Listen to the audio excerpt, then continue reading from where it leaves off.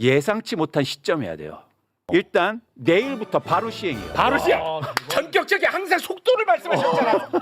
타이밍이야. 예를 들어서 1주택자를 이상 갖고 있는 사람들은 대출을 빵. 야 이거 우리가 얼마나 강조했어. 그렇죠. 진짜 전세로 사는 사람만 대출 받아. 나머지는 전세 대출 안 돼.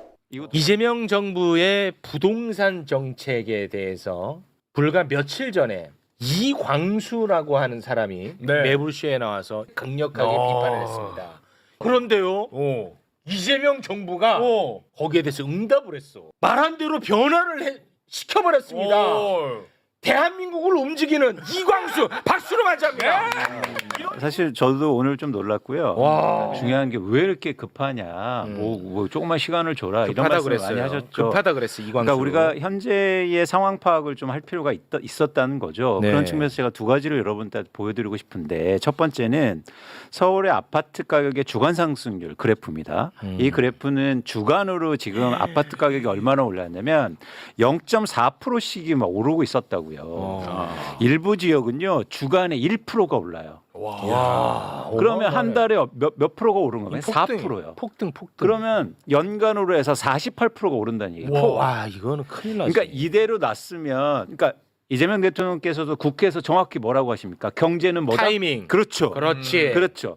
이 상황이었는데 다음 장을 보시면 더 놀라운 일은 집을 갖고 있는 사람들이 엄청나게 안 팔아요. 아 오를 거라는 기대감. 그러니까 이거는 이게 쉽게 말해서 폭등 각이었다고요. 뭔가를 하지 않으면 지금 예를 들어서 이재명 정부가 23일 지났는데 그 시기가 중요한 게 아니라 뭔가를 하지 않으면 네. 이제 대한민국 부동산 시장은 걷잡을 수 없이 네, 참고로 이게 세로축이 매도 물량입니다. 그렇죠. 급격히 매도 물량이 줄어든다는 것은 어. 집 갖고 있는 사람들이 야 이거 집 오른다라는 기대감을 갖고 있다라는 겁니다. 그렇습니다. 그러다 보니까 이게 살려는 사람들은 많고 그다음에 팔려는 사람들은 줄으니까 집값이 어떻게 폭등 안 할 수 있겠습니까? 그렇죠. 네. 그런 것들이 이제 지표에서 나타나고 있었는데 네. 사실 저건 저는 두려웠어요. 저 잠도 잘 못 잤거든요. 진짜 그러셨어요. 진짜요. 아 진짜야 진짜. 네. 그런데 사실 오늘 좀 놀랐다. 와. 정책을 보고 두 가지 측면에서 놀랐는데. 자 어떤 정책이 나왔습니까? 첫 번째는 현실을 명확하게 인지하고 있어요.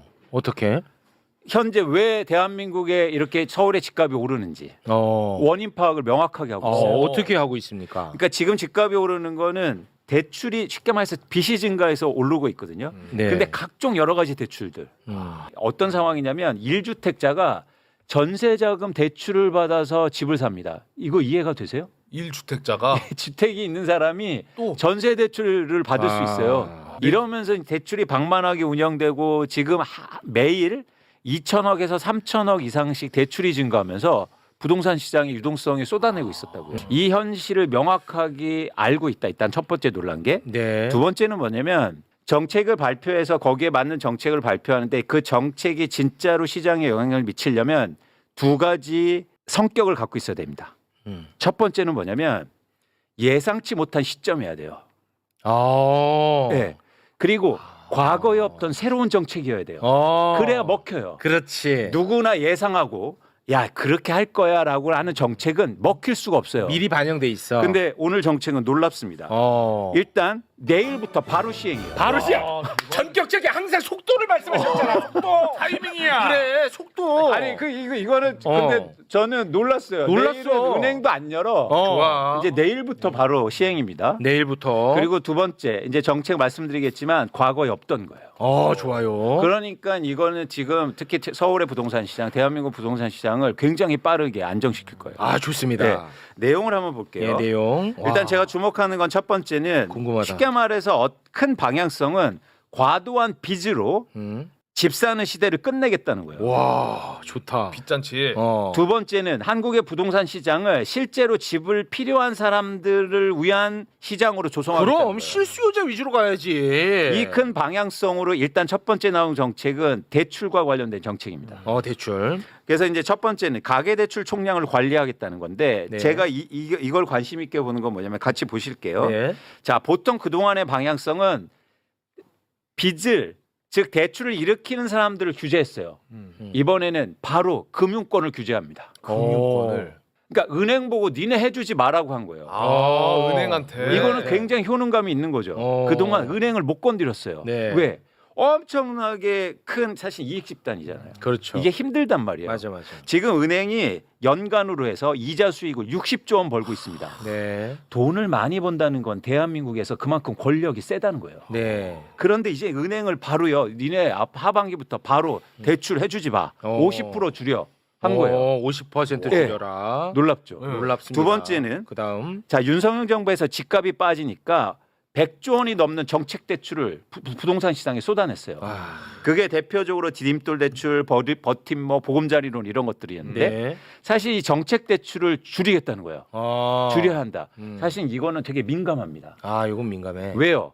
이런 대출을 받는 분들이 대부분 무주택자나. 그렇죠. 그렇지. 그런데 이걸 건드렸어요. 그럼 당장 어떤 불만이 있을까요? 그럼 나 집 어떻게 집 살아? 사지 말라는 거냐? 사다리 걷어차기냐? 그렇지. 이제 앞으로 보수 이재명 정부 이제 지지 철회한다. 그렇죠. 이제 보수 언론들이 이제 엄청나게 때릴 겁니다. 때릴 거예요. 근데 네. 한번 잘 생각해 보자고요. 네. 어떤 거냐면 집값이 이렇게 비싼데 대출을 그렇다고 많이 해주는 게 중요합니까? 아니면 대출을 안 해줘서 집값을 내리는 게 무주택자한테 중요합니까? 내리는 게 내려가지고. 중요하지. 그쵸.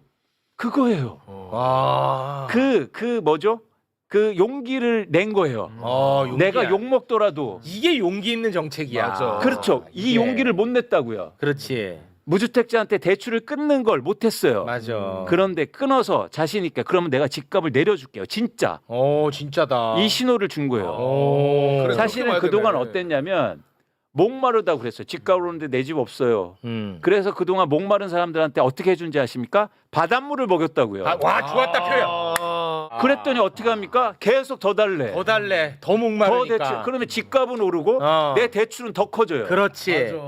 와 좋았다 지금. 자 이제 바닷물 끊고 이제 우물 팝니다. 우물을 파자는 거야. 이거예요. 그래서 그렇지. 이게 놀라운 정책이에요. 이건 아무도 못하는 거야. 그렇지. 진짜 용기 있게 낸 거야. 이거는 이재명 대통령 정부만이 할 수 있다. 좋았어. 이거는 박수 받아 마땅해. 그동안 아무도 용기를 못 용기 냈거든요. 못 냅니다. 이거 진짜 내가 대통령이 돼도 용기 못 내. 왜냐하면 내일부터 바로 욕 먹을 거거든. 바로 그냥 다 쏟아낼 거예요. 다 이제. 쏟아내. 다 쏟아낼 거예요. 집 사야 되는데 서민들 어떻게 하냐. 맞아. 사다리 아닙니다. 걷어차리라고. 서민들한테 중요한 건 대출을 많이 해주는 게 아니라 그렇지. 부동산 집값을 시장을 안정시키는 거예요. 안정화시키는 거야. 자, 두 번째인데 두 번째. 주택담보대출을 바로 강화하는데 예를 들어서 1주택자를 이상 갖고 있는 사람들은 대출을 빵! 야 이거 우리가 얼마나 강조했어. 그쵸. 집 있는 사람한테 왜 대출을 또 해주냐 이거야. 그렇지. 놀랍지 않습니까? 진짜지. 그냥 빵이야. 진짜 빵 맞지. 저 빵은요. 빵은 빵은 진짜 용감한 거예요. 그래 잘했다. 이거 잘했다. 확실하게 진짜 그냥. 잘했다. 그냥 진짜 이게 잘했어. 놀랄 만한 거예요. 그다음에 와 잘했다. 은행들이 엄청 꼼수를 썼어요. 뭐냐면 대출 제한을 하니까 대출 만기를 늘려버려. 50년 만기 이렇게. 맞아. 그렇지. 그래서 평생 빚에 허덕여. 그러니까요. 50년 동안 갚아야 돼요. 그럼 제가 갚으면요. 지금 대출 받으면 100살에 갚아야 돼. 100살까지. 그럼 100살 갚는 게 중요한 게 아니라 쓸 돈이 없어서 내수가 안 돌아 또. 맞습니다. 예. 그래서 이번에 그냥 야 30년 와 그거 안 규제. 돼. 너는. 그 이상은 안 된다. 그 이상 안 돼. 예. 와. 이런 저는 결단하고 과감성이 너무 좋아요. 자, 아까 말씀드린 것처럼 1주택자도 전세담보 대출 받아서 전세금으로 집 사고 대출 받아서 이런 형태들이 엄청 많았다고요. 이제 진짜 전세로 사는 사람만 대출 받아. 나머지는 전세 대출 안 돼. 이것도 끊어버렸어요. 와 잘했다. 내가 전세 살아요. 그래서 내 돈으로 살고 있는데 집값 오른다 그러니까 이걸로 대출 받아서 그 전세 대출로 다른 데 집을 사요.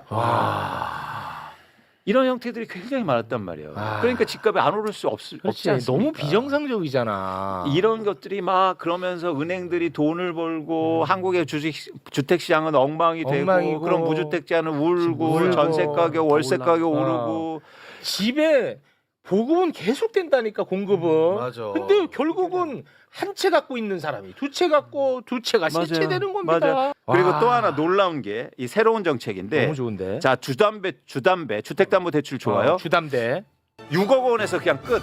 더 이상은 안 돼. 그게 무슨 말이에요? 그러니까 예를 들어서 대출을 받으면 10억 원을 사든 20억 원을 사든 그동안 가격에 비례해서 대출을 해줬단 말이에요.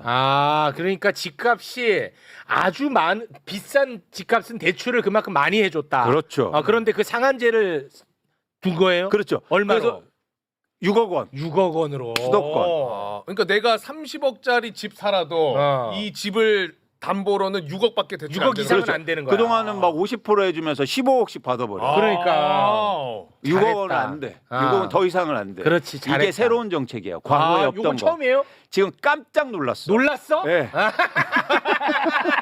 제가 볼 때 대한민국 부동산 시장 안정될 수 있고 사실 이게 더 놀라운 게 첫 번째라는 거예요.